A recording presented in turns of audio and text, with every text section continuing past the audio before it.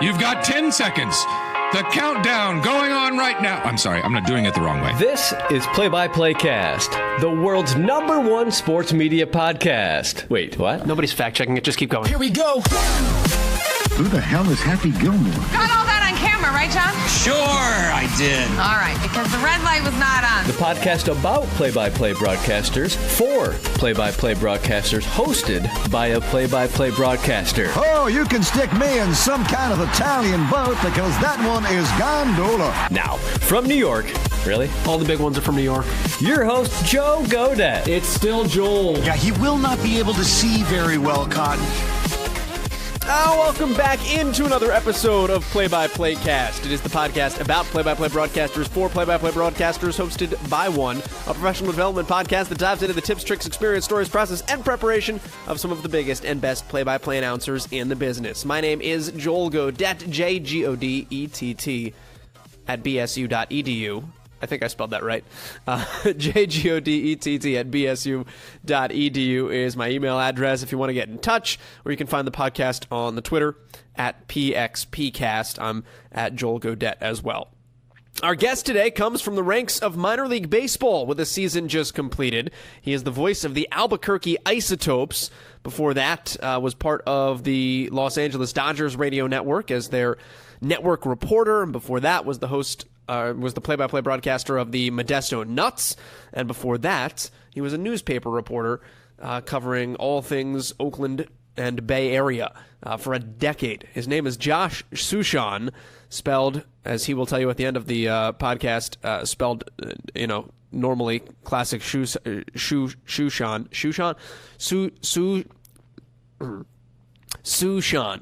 spelled like the classic Suchon. It's Suchon. Josh Suchon.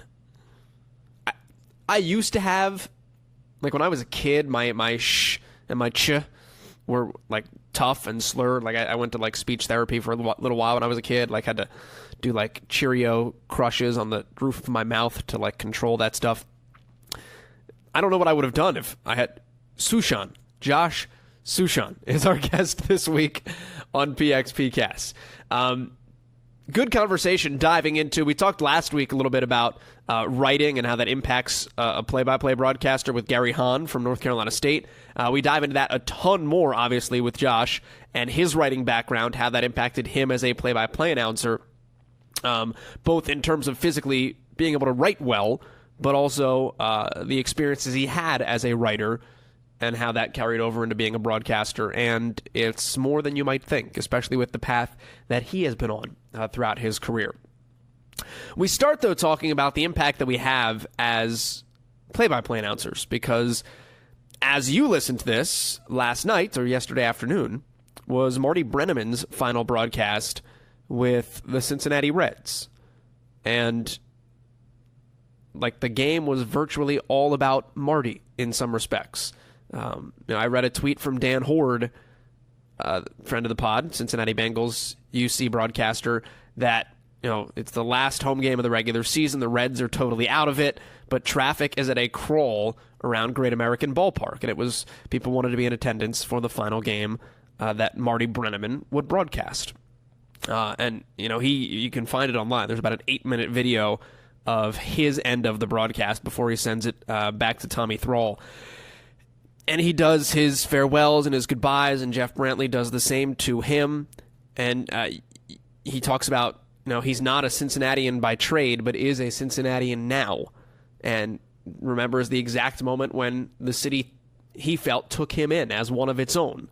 And now will be a Cincinnatian forever, and how much the city means to him. And conversely, he didn't really talk about it, but you get the sense of how much he means to the city.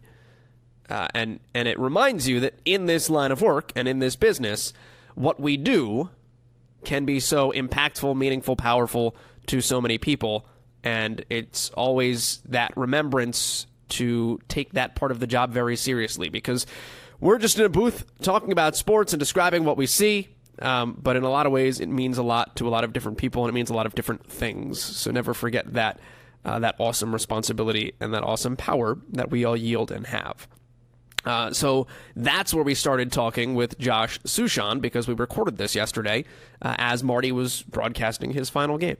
So with that being said, let's dive into our conversation about baseball, broadcasting, writing, and more with Josh Suchon, the voice of the Albuquerque Isotopes, here on PXPcast. We are recording this on the last day of Marty Brenneman's broadcasting career. So with that in mind, I guess tell me a little bit about who influenced your play-by-play background, style, beliefs, anything. Who did you grow up with saying, that's my guy? Who was kind of your Marty Brenneman, as we've heard people talk about this week? Well, I grew up in the San Francisco Bay Area, so my influences are the iconic broadcasters from the Bay Area. That would be Bill King, Lon Simmons, and Hank Greenwald.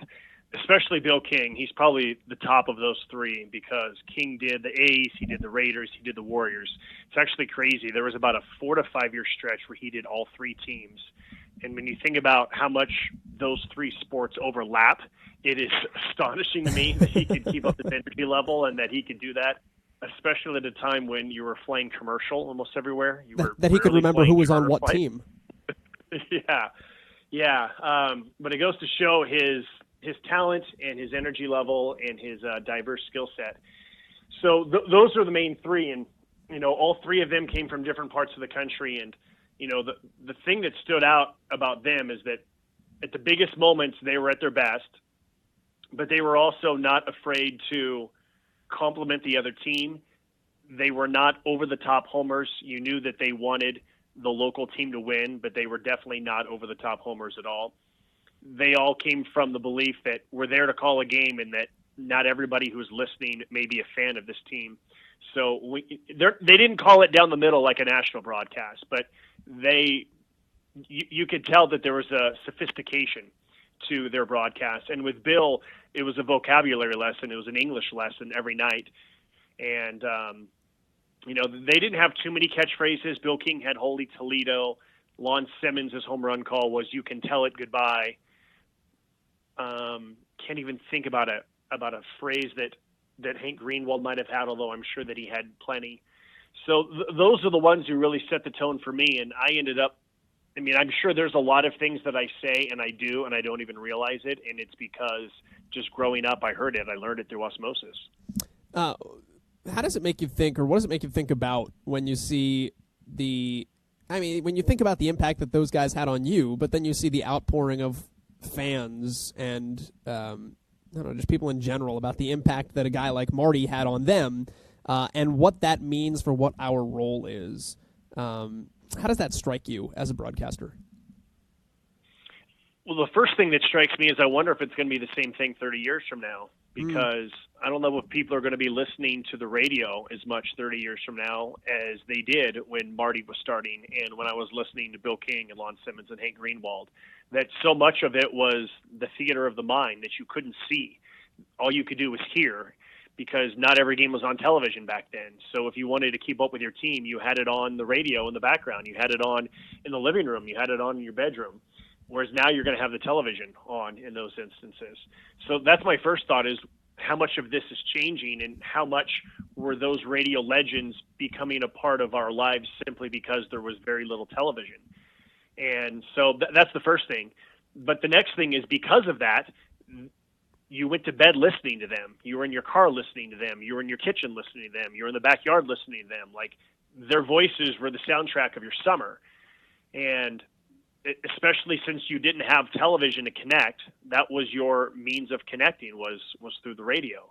And I think that's why all of those guys, whether it's Marty in Cincinnati or whether it's Jerry Coleman and Ted Leitner in San Diego, or whether it's Vin Scully in Los Angeles. Vin, toward the end of his career, was known for television, but really, Vin became a legend because of radio, because the Dodgers moved from Brooklyn to Los Angeles. They're playing in the LA Memorial Coliseum, which is football. That seats 80, 90,000. People can barely see what's happening. People may not know the background of who these major leaguers are, and that was when transistor radios became a thing, and you took your transistor radio to the ballpark, and you listened to Vin as you watched this game from a football stadium. And that's originally why Vin became such a legend. But I remember going to games with my dad in Oakland, and he would bring a transistor radio. And I remember saying, like, why do we need to listen to him? We can just watch. And my dad would explain how this person's going to tell you more. He's going to give you more background and more detail. And so, you go to a ballpark now, there's a handful of people who might be listening on transistor radios. And even now it's hard because of the delay. It's hard. Some people might listen through their phone or they might listen through the internet, but that's going to be on a delay. You're not going to hear it in real time. So I wonder how much the radio generation stars are going to continue going forward. You always wanted to do play-by-play, though? That was kind of your career goal from the outset? Yeah, I got sidetracked, but yeah, this is what I always wanted to do. What was the allure that kept pulling you back? I know you did a decade in the newspaper industry.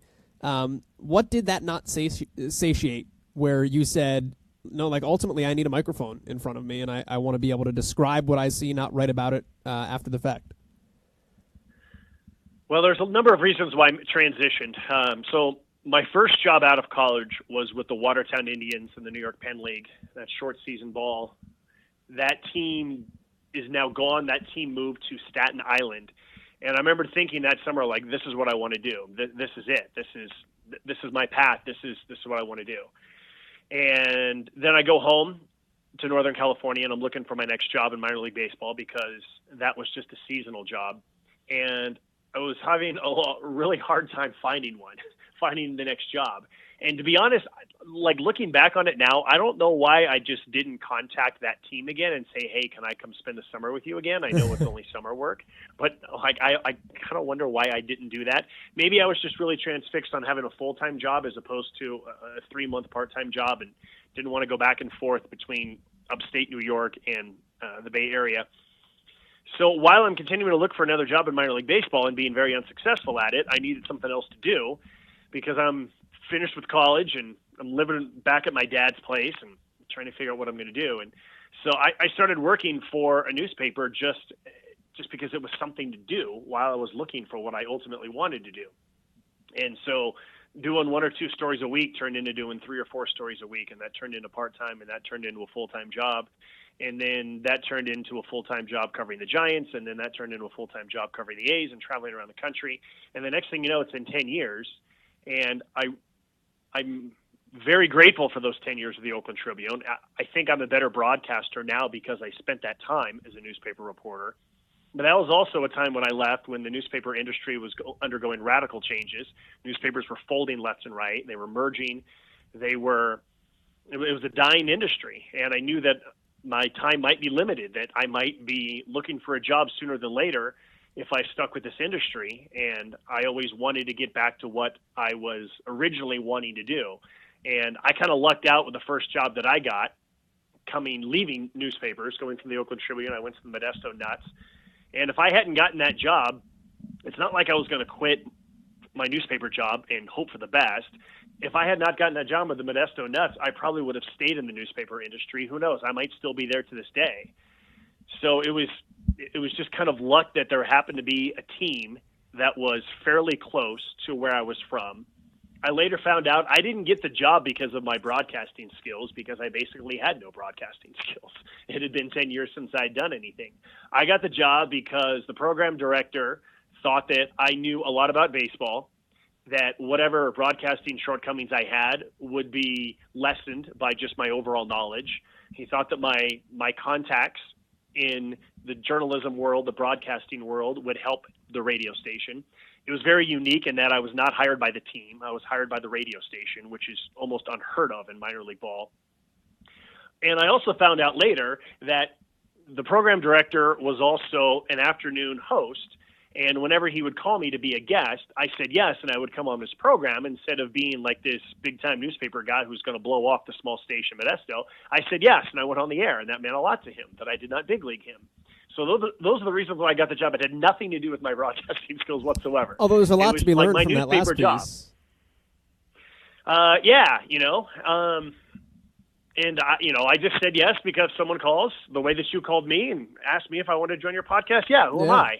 I know what it's like to ask somebody for an interview, and I know what it's like to ask someone to be a guest on a radio show or to be a guest on a podcast. So I'm going to say yes because it's professional courtesy, but I also think that it's a way of I think you always learn every time you're on the air, and I think that that it's part of just being a good person and helping other people out, but also it's a chance to expand your brand, whether your brand is yourself or whether your brand is the newspaper or what. I mean, there's a lot of reasons. There's certainly sometimes when you just don't have the time to say yes to every opportunity, but I think that it's, that you should do as many as you can. How old were you at that point when you went to Modesto? Oh, let's see. Good question. Okay, so that was the start of the 2007 season, and so I was 30. I was born in 73, so I would have turned 34 that year. So I was 33, going on 34. Okay. And I can also tell you that I was single. I had no kids, and I remember thinking that if I'm ever going to make this change to go back to broadcasting, even though I'd only spent a very brief, it's kind of now or never, because I know that I would not have been able to do that if I was married with kids, or if I had some mortgage payment, or if I was going to try and commute or whatever. I knew that I was kind of starting over and that I was going to have to move multiple times to get ultimately to where I wanted to be. So yeah, it was kind of a now or never time, but I felt like I was still young enough to do it. How crazy was that in that moment to not just do it at that time, but you just acknowledged, hey, I'm going to have to move multiple times to hit reset on a career at 34, knowing that, like, at 35, I'm not going to be back in the major leagues most likely. I'm leaving covering the A's. What was that processing like in your mind, and how hard was it to ready yourself for, hey, I'm going to go back to where I was 10 years ago to build myself back up because that's actually what I want to be, and it's going to get me where I want to go? Professionally, it wasn't that difficult. I found the challenge exhilarating. I was happy because of what I was actually doing for the job. Personally, it was not easy at all. And I think that still remains the case to this day, because I look back on that time in Modesto, I was happiest during the 3 hours that I was broadcasting baseball. The other 21 hours was difficult. I mean, I went from living in this really cool house in San Francisco with these great friends, and we had a view of the Pacific Ocean and a view of the Golden Gate Bridge from the balcony, and we had these cool parties, and I flew on United, and I was able to get all those bonuses that you get when you travel a lot. You got frequent flyer miles, and you get hotel points so that you can go on vacations that are cheaper, and you stay at nice hotels, and you get reimbursed for the meals that you eat, and then you go to the minor leagues, and I'm sharing a room at the Lamplighter Inn, and I'm on a bus, and I'm making, not that I was making great money at the Oakland Tribune, I was not, but I was making even less money when I went to Modesto.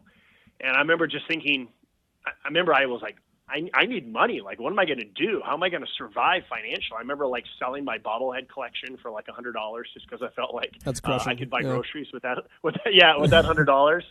And I remember just thinking, like, okay, I'm not allowed to golf anymore. There's just like certain things that I would do that I felt like, yeah, you can't golf anymore. Like, there's just, like you can't go on. You're not going on a vacation for a while because I don't know how far this money's going to go, but I need to, like, I don't want to find out. Like, I need to really stretch things as much as I can. So that was the hard part. The broadcasting part, I was learning something every day. And so that part wasn't difficult. That part was fun. And I made a bunch of mistakes, which we all do, and I still make mistakes to this day. But I remember just thinking, like, every day I'm figuring this out a little bit more. I'm getting a better idea of how you prep, how you tell a story, how you describe a blowout, how you describe a close game. All those different things I remember learning and just being really excited because every day I was teaching myself something. Well, let me ask you about prep a little bit because if you go to your website, a lot of the anecdotes are like, I've never seen anybody prep like this guy in my life, which is one of, I have to imagine, the highest compliments that you can get, particularly in baseball. Why do people say that, and what is your regimen like that leads people to that conclusion? Well, they probably say that because I don't have a great voice, so they're probably thinking of something nice to say about me, and so maybe that's like the first thing. When it comes to prep, I think that comes back to my background as a journalist, is that if I'm going to do a feature story about somebody, I want to try and learn as much as I can. I want to read as much as I can about this person. I want to ask a ton of questions. I want to interview multiple people. I want to get multiple sources. You know, you don't write a feature story with one source. You write a feature story with 3, 4, 5 sources. After a game, you don't file a game story with just one quote or one player. You talk to multiple people. And so I think that that's just been ingrained in me, is that that's what you do as a journalist, is you research things. Plus, I love reading. I like history. I like learning the history of things, both baseball and non-baseball. I like to read in general. So I'm constantly doing research, and I don't think of it as research. I think of it as I enjoy reading, and I'm curious to learn about this. That's the part that's always been ingrained in me.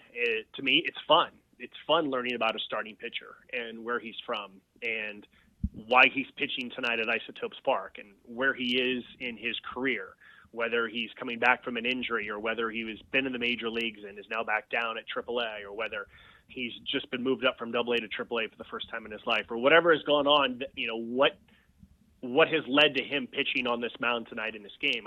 I find that really fun. Whenever we get a new player, which happens a lot at AAA, I enjoy spending a lot of time figuring out who is this person and then asking them follow-up questions one-on-one to find out more about their background and who they are. And there's times that does become exhausting. And what I've learned over the years is the save something for tomorrow, right? When there's 140 games in minor league baseball, I remember there was one season I did all this research about, I remember it was like November or December, and I was researching all these guys who might be playing for the Isotopes. And then as it turned out, like a half of them actually ended up playing for us. And, you know, the other half either got released or they got traded or they ended up at AA or something happened to them. And I remember thinking what a waste of time all of that was. And so now I think that I'm smarter about when I get our roster, I'm going to continue to pay attention to who's in the Rockies organization. But when I get our roster, I'm going to learn what I need to learn for today's game. And then I'm going to learn what I need to learn for tomorrow's game. Instead of trying to cram everything and all of these notes into my opening day broadcast, I got 140 of these. So I will intentionally not research somebody, knowing that I will do that tomorrow or next week because I've got a lot of games. And so I'm going to know a little about everybody, but then I'm going to spread it out in a way that makes it more comparable for me and hopefully helps the broadcast as well. And inevitably, somebody will do something to lead you to study them that day. You know, like the guy you don't know about will hit a home run and be like, I need to know more about him for tomorrow. Yeah. Or, you know, the other thing that I've gotten very good at is learning how to quickly research somebody between pitches. Yeah. And there is definitely a skill to being able to keep up with the flow of action perfectly while also being able to look up, okay, even just the basics. Where was this guy last year? When was he drafted? By what team? What college did he go to? You don't have to know everything in detail about somebody, but you just have a few things. And so I think that over time I've learned how to find out, okay, what's the most important thing for today? And now when I have time, what are the important things for tomorrow and next week? How do you organize that so that you're readily able to reference something, you're able to tell a story in a compact way, that you're not rambling for 10 minutes of an inning and it just kind of gets lost? Like the way that you can take all the things that you learn about somebody and in an easily referenceable fashion, I don't know if it's a binder, if it's how you make your book every night, jot your notes down to say, all right, when the time comes, this is how I'm going to tell this story, and this is the information I think is most important. And if you want to go to the newspaper route, like, here's my inverted pyramid of how I'm going to use this type of information on air. I wish I had a better system that would make me sound like really organized and sophisticated. I'm trying to find one too. So right, yeah. You know, I know that I'll give you an example. I did. We had a 50-cent hot dog night, and I remember thinking like, okay, I want to have background on the history of hot dogs in baseball. And so I did a bunch of research, and at first I was just cutting and pasting segments of articles that I found, and then I was basically shortening them down into bullet points, and I remembered like stacking them in an order of where I thought would be most logical so that I could kind of go to them at certain points, and even if it's just writing them in a way that is conversational, but at the same time I don't want to read.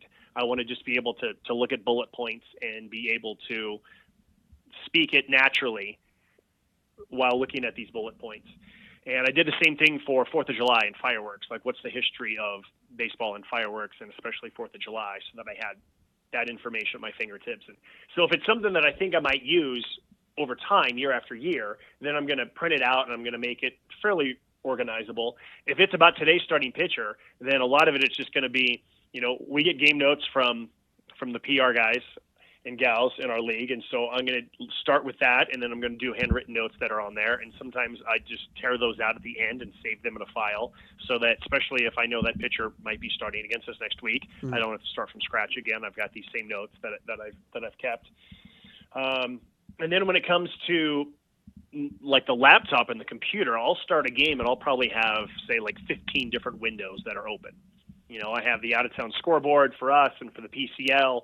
I'll have, a baseball reference page. I'll have a page for this day in baseball history. I'll have like a number of other things that I think I'm going to get to at some point. And the main parts of those articles I'll have highlighted and ready to go. And that page will be right at where I want to start. And then once I'm finished with that story, then I just X those boxes out. And so by the time I get to the end of the game, I'm down to like 4 or 5 windows. At the start of the game, it's a lot more windows. So that's not a great method for saving things over time. But again, I do that when it's something that I know it's just for today, and I'm probably not going to need it in the future. Gotcha.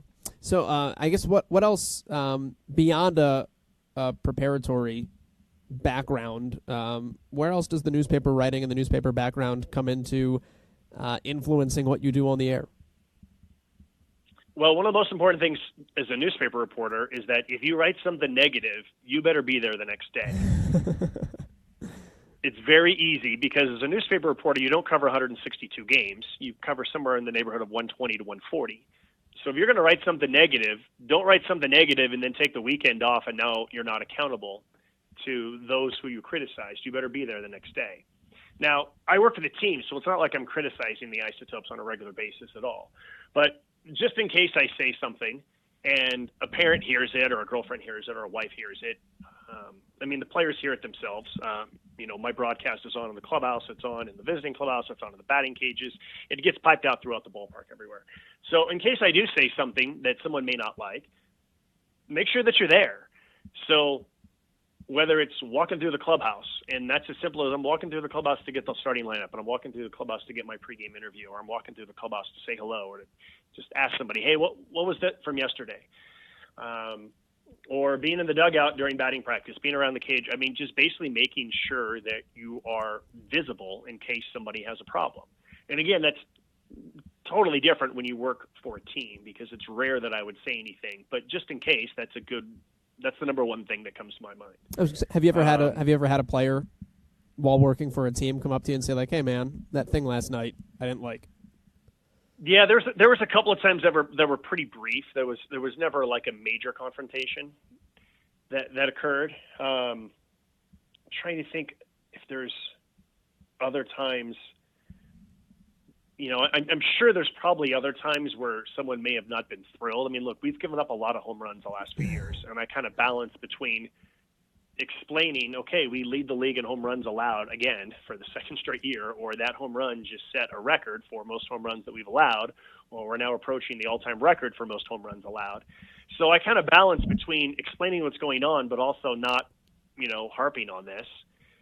So I'm sure there's been times that members of our pitching staff or our pitching coach or somebody is not happy with me giving negative stats about our team. And so I try to be conscious of not doing it too much, but also still, especially, I put it this way. If it's a night in which we've given up 3 or 4 home runs, then I feel like, okay, it's kind of fair game, or I'll wait. Like I may not say in the first inning that the Isotopes have given up 20 home runs in the last 4 games. But if they've given up 2 more tonight, then I might say, okay, it's been a tough stretch for the Isotopes pitching staff. That's 2 more tonight. That's 22 in the last 5 games now, or whatever the case might be. So I just kind of make sure that you say it for a reason. If it's the 5th inning and our guy's working on a 2-hit shutout, now is not the time to say how many home runs we've given up in the last 5 games. Sure. Like, be in the moment. What's different about? You hear about this in major league clubhouses from time to time too, and I don't mean this in particular, but just let me extrapolate from there. What's different about having been in a major league clubhouse too, and in a major league environment, and in an NFL environment and in an NBA environment, coming up as a newspaper reporter, what did you learn about being in those types of settings that maybe people that have spent a career in the minor leagues have never experienced, and when you get to the major leagues can be a little bit of a culture shock? I think the main thing is just the quantity of media that is in a major league clubhouse, and compared to a minor league clubhouse, when, put it this way, our clubhouse is not open to the media. If someone wants an interview, then myself, or more likely our PR guys, they do it 99% of the time. I kind of take on that role on the road. We'll go up to the player and bring them outside for an interview outside the batting cages, or by the dugout after batting practice or something like that. Whereas when you're in a major league clubhouse, there's reporters all over the place. Yeah. And I've also learned the difference between a one-on-one interview and a group interview, and sort of the unwritten rules about when you crash somebody's one-on-one interview and why you would do so. As a newspaper reporter, or just as a reporter in general, I shouldn't say newspaper since there's very few of them left, is the pack mentality. And I remember as a reporter, I wanted to avoid the pack mentality. I don't want to follow the pack from player to player. I'm trying to get something that my competitor does not have. I want to have something that San Francisco Chronicle does not have. So I might wait. We call it waiting out the pack, waiting until everyone in the pack is gone, or the pack goes one direction. I go the opposite direction to try to get somebody one-on-one when nobody else is there, because I feel like athletes are more likely to be just relaxed when it's one-on-one, and they're more likely to tell you something differently than they will when there's 12 microphones that are around them. I think they're much more guarded and much more cliched when there's a lot of people around them. That's a whole lot more difficult to do nowadays, since clubhouses are larger and larger, and there's more spaces in the back for them to relax and to hide. So I think that's the number one thing, is just the quantity of people. Look, I'm not competing for anybody to get my pregame interview every day. like it's just me and maybe a couple of other people, from a TV station or the local newspaper does a really good job of covering us. Whereas when you're in the major leagues, there's a lot of competition to try to get the person that you want and get them when you need them. And I think that's the biggest culture shock, is just the quantity of media that's involved. But on the other hand, it also makes it a whole lot easier to get information, because you can be very lazy as a broadcaster in the major leagues, because pretty much any question that you have, somebody is asking that question, and they're either putting it on Twitter or they're writing about it, or you're able to learn it from somebody. Whereas with me, like, if I'm wondering, okay, why'd that person leave the game? What injury was that? The only way that I'm going to find out is if I find out myself. In the major leagues, there's 20 different people who are going to tell you what happened to that player. You didn't spend a ton of time in the minor leagues before you got back to the majors, though, after you left the first time, correct? Was it? Yes, it was only 1 year. Pretty quick. What was making the jump back to a major league market and major league coverage, and working for the Dodgers of all teams, and the broadcasters that are obviously around that team? You talked about Vin Scully earlier. What was that experience like? It was at first terrifying and later exhilarating. And, that's another example of where I didn't get that job because I was so magnificent my 1 year in Modesto. I got that job once again because of my work as a newspaper reporter. At that time, the Dodgers had switched from one radio station to the next. That new radio station wanted to put its own stamp on its pre- and post-game coverage, the non-network portion of their coverage. And so they were looking for new voices, and they decided that they wanted to hire two people. They wanted to have somebody who was the host, who would be the primary person doing this. It's more like the pre and the post. And then they wanted somebody who could be the reporter for the Los Angeles Dodgers radio network.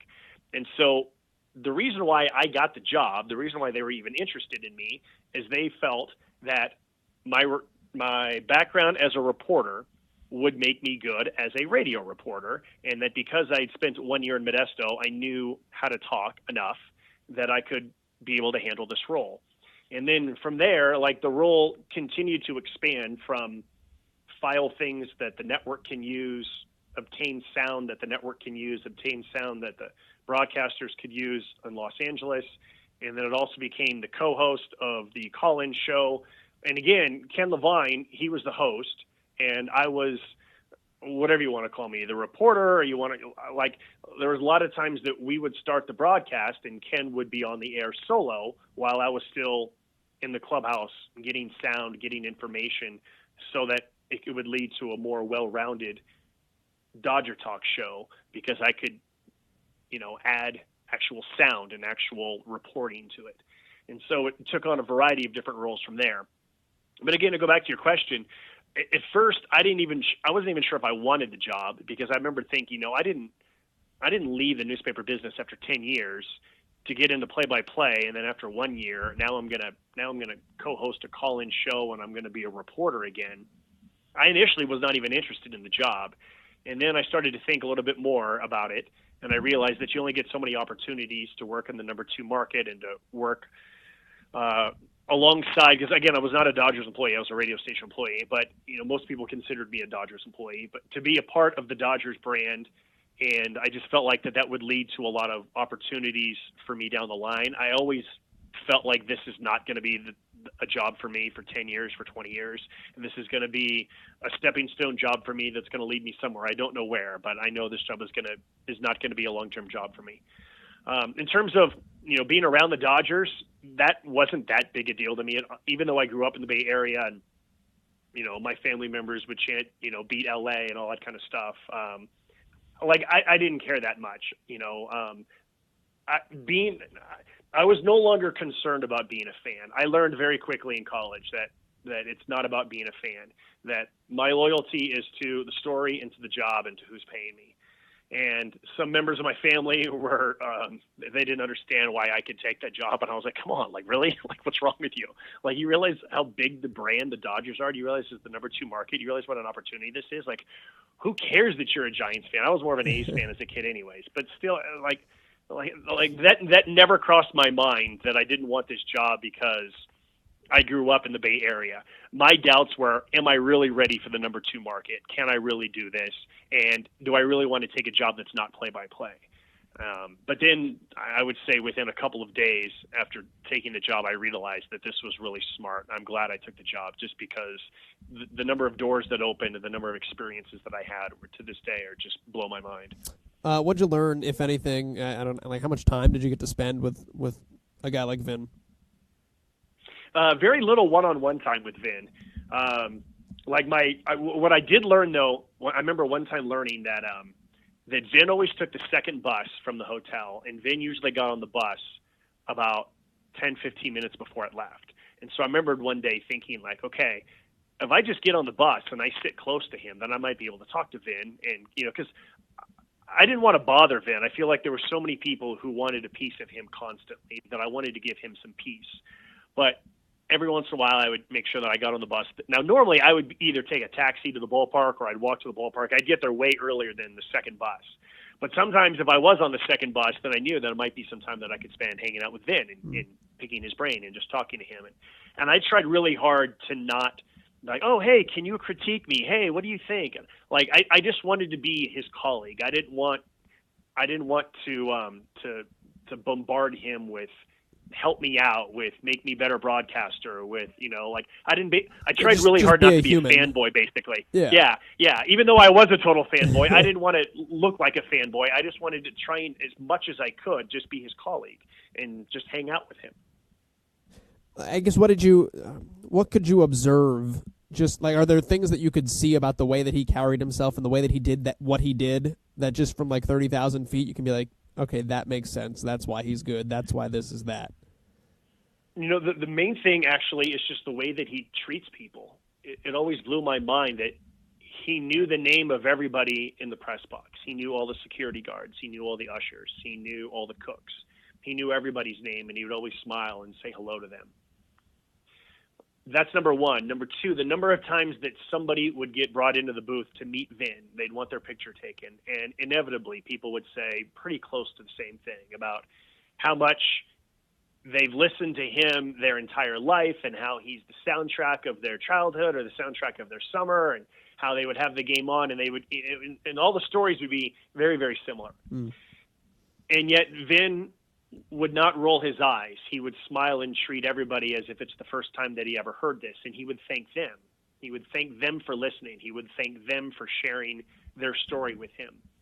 And it would be very easy for someone of Vin's caliber to, like, I just need a break today. Like, I just need a break today. Just let me prepare for the broadcast. You know, do I really need somebody else coming into the booth telling me the same thing that I hear every day?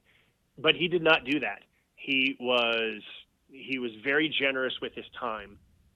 And I think that's the biggest thing that stood out to me, was just how he treated people who could not help him. You know, the random fan coming into the booth is not going to help him. I'm not going to help him. He's Vin Scully. He doesn't really need any help, but he would still be generous with his time for all of us. You took, it's hard to jump off of that to anything else, but you took that experience and did eventually get back into doing play-by-play with the job you have now in Albuquerque. How did, and again, this is like how one thing influences another. Once you got back into play-by-play, you're in AAA baseball. You only had that 1 year in Modesto, but how did you feel better equipped for a play-by-play job when you got back into one, when you took over with the Isotopes? Yeah, there's a lot of different things that made me so much better. You know, just sitting in a studio. So I didn't travel to every road game, but I traveled to most road games. And on the games that I did not, I would sit in the studio and I would listen to whether it was Vin or Charlie Steiner or Rick Monday or whomever was on the broadcast that day. And I know I learned a lot just sitting in a studio listening. I learned probably more than anything else about how to put together a pregame show and how to put together a postgame show and how to use sound and the importance of having a game plan with your pregame show, not just going on the air and just winging it, but timing things out and making sure that you're doing things. To go back to one of your other questions, I probably care more about this than I should, but whenever it comes to my pregame show, I try to think of it like a journalist, like what makes sense? What should I be talking about based on what happened yesterday or what else is going on in baseball today? Sure. Or like what's the storyline? I want to have a pregame show that is about that storyline. So I can't always do that, but whenever possible, I'm trying to think of something that journalistically fits this story. That's not just this random topic. Can't always do that, but the way that I structure pregame show, I try to make that a big part of what I do, and that's journalism.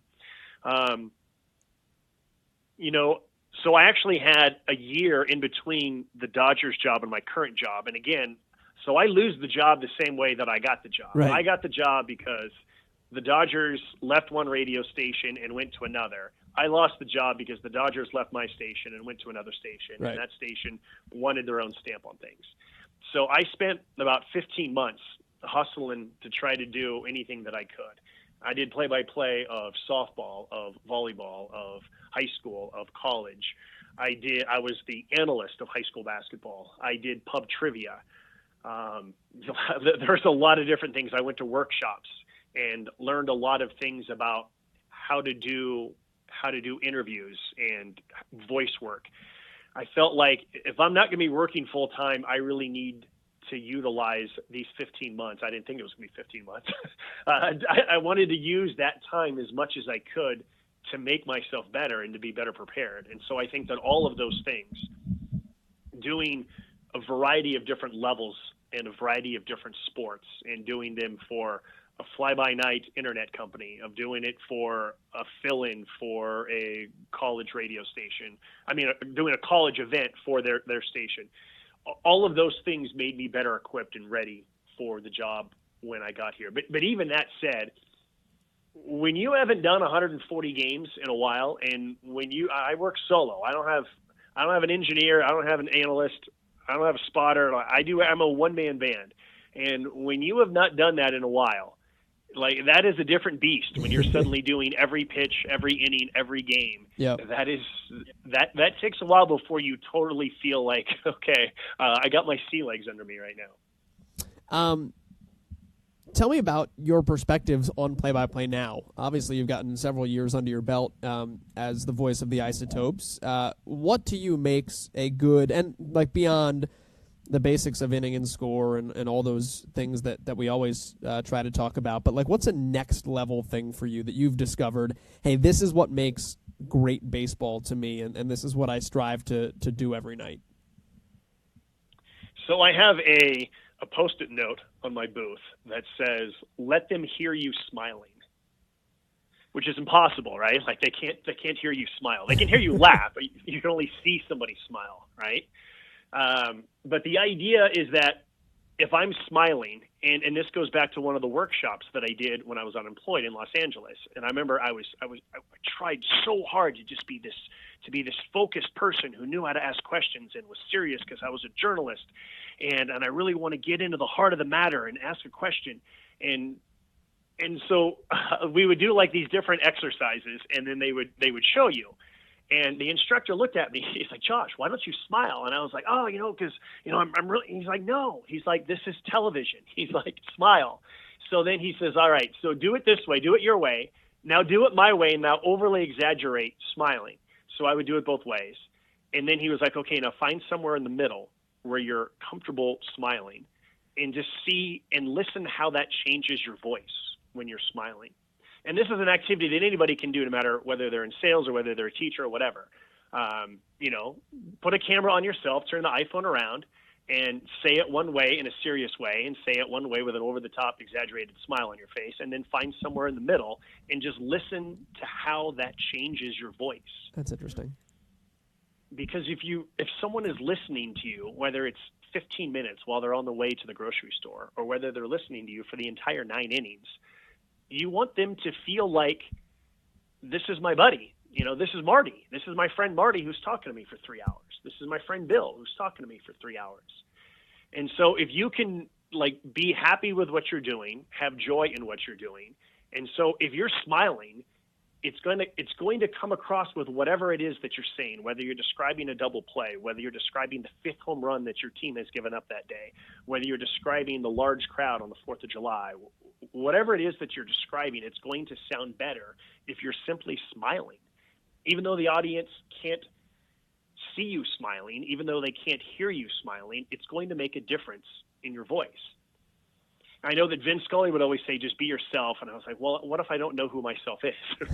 Trying to figure out who myself is. That seems like a larger... yeah. yeah, you're right. Yeah, that's a much larger question. And so what I think that I've learned is just enjoy the moment. Enjoy what it is that you're doing. And you can still be serious and intense in the 9th inning when it's a close game, and you should be. You should not be that way in the 1st inning. You should almost be like a master of ceremonies, like the host of a banquet in the 1st inning, who's welcoming people and giving them the storylines and letting them know what to expect tonight. And then in the middle innings, depending on what the score is and depending on what's going on, is when you can start to add other things to the broadcast. And then by the 8th or the 9th inning, either you're locked in on every pitch and every movement because it's a close game and could be determined with any pitch, or you're just trying to find something that's entertaining to talk about in between pitches because it's a 10-run game. And we have a lot of those in the Pacific Coast League. Yeah.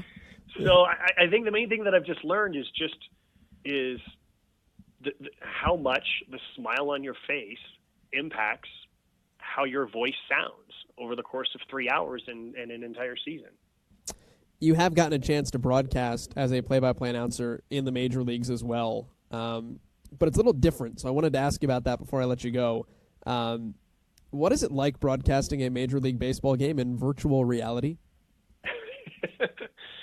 Technically, I was not the play-by-play announcer for that one. I was the third wheel, if you will. Okay. It was the 3-person broadcast, and I was brought in once again to be like the journalist, to be like the news guy, even though that's not really what I do anymore. But that's kind of what I was brought in to do, and so that is very much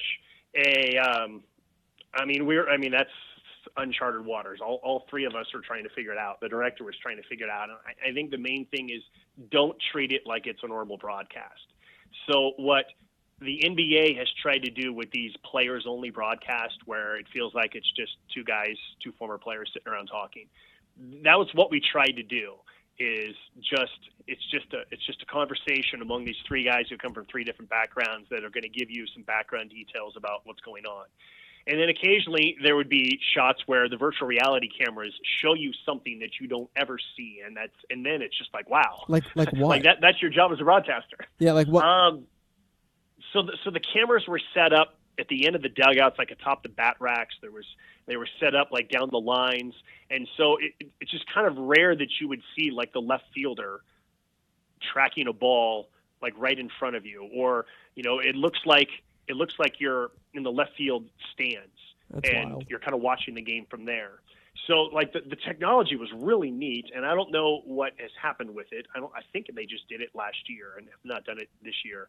But it's basically just trying to tell interesting stories, and in your own mind, like you see all these different monitors, and so I was kind of constantly toggling between all the different camera angles anyways, and then you're trying to tell the audience, hey, if you switch to such and such camera, you can see this, or hey, there's a really good shot of this, which also made it really confusing because the other two guys might be looking at a totally different camera shot as That's well, wild. right? And then the director's trying to like follow as well with like what's the main shot.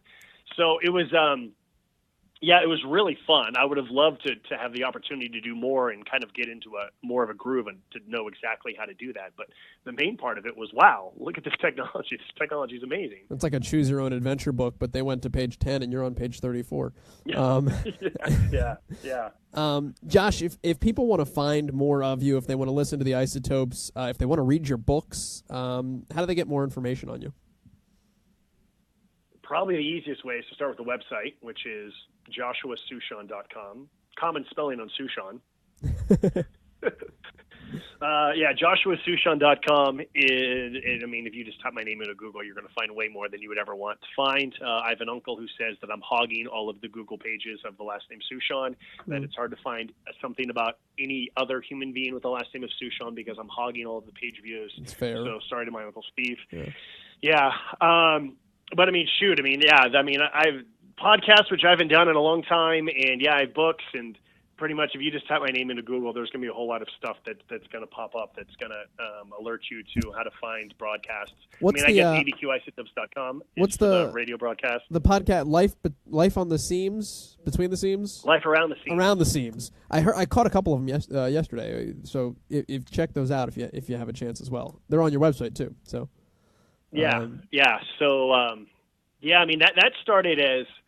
That started as okay. We have this again. I'm doing tons of research. It actually started with a pitcher of ours by the name of David Holman. So David Holman's father, Brian Holman, pitched in the major leagues, and his uncle, Brad Holman, pitched in the major leagues. Pitching coach of the Myrtle Beach Pelicans. At one point. Yeah. At one point. Now he's the pitching coach for the Fresno Grizzlies, the Nationals AAA team. So David joins our team, and I remember thinking, so I'm doing my background about him, and I'm learning about, first of all, his dad and his uncle. And then I realized that when David was approximately 9 or 10 years old, he was on a ski lift, and he fell like 50 feet, and he nearly died, and he had a lacerated spleen and a concussion and all these different things, and he nearly dies. And, oh, by the way, that was on his parents' anniversary. And then as the doctors are, like, checking him out, they're doing a CAT scan of his head to see if he still has a concussion, and it turned out he has a tumor in his brain that's growing, but they can't remove it yet. They have to wait basically until he gets older and the tumor gets bigger and his head gets bigger before he can have brain surgery. That's comforting. So he has brain surgery a few years later, which, again, it's very easy to die from brain surgery. So he nearly dies from that. And then there was stuff with his sister and like the whole family. First of all, the family's incredible. I love them all to death, and they're super generous with their time and just salt of the earth, nice people. And I remember thinking, how in the world do I tell this guy's story during a 5-minute interview for the Bank of the West on Deck show? or how do I even begin to tell this story in between the 2-1 pitch that's low and outside, right? Like there's certain stories that you can tell, and then there's other stories that are darn near impossible to tell on a broadcast, even if the broadcast is 3 hours long, because inevitably once you start telling some story, then 5 pitches are going to be swung out in a row, and like you keep starting and stopping a story, and it just doesn't make sense, and it's especially when it's something as deep and as emotional as those stories. And I remember just thinking, I want an avenue to tell these stories properly, where I'm not jamming it into a 5-minute pregame interview, or I'm not jamming it in between pitches. I want to be able to tell stories in depth. And I knew that I was tired of writing books, that I didn't want to write any books for a while, and I felt like this was a good way for me to do some long-form, I guess it's a long-form journalism. It's basically just me interviewing people and finding out interesting things about their life and their careers, and I try to focus as much of it as possible on stuff that happens away from the field, although inevitably you end up talking about stuff that happens on the field. So that was the idea behind the podcast. And again, that goes back to the journalist in me that's that's probably never going to leave me. Josh, I appreciate you coming on and doing this. I know it's always a random shot in the dark sometimes. So thank you for saying yes and traveling down some stories with us. Yeah, my pleasure, Joel. Thanks for the invitation. This was fun. All right, that is Josh Suchon here on PXPcast, the voice of the Albuquerque Isotopes, also in the New Mexico Lobos women's basketball team. That is where his attention will be turned coming up in about a month's time now. He is also an author of a couple baseball-related books, a non-baseball-related book, Murder in Pleasanton, true crime, and we mentioned Life Around the Seams, the podcast. Do check it out. It's there's a handful of cool conversations in there with some really interesting baseball people. Some names I hadn't seen in a while. Aaron Seeley. Go Seattle Mariners. He was on my fantasy team as a kid. There's some cool conversations you can check out. His website is joshuasuchon.com. Again, that's Suchon, joshuasuchon.com. You can find those books. You can also find his coaching services. If you're a young, up-and-coming broadcaster, he does offer that as well. So give him a holler if you enjoyed the conversation, and we will see you back here next week on PXPcast. We're out.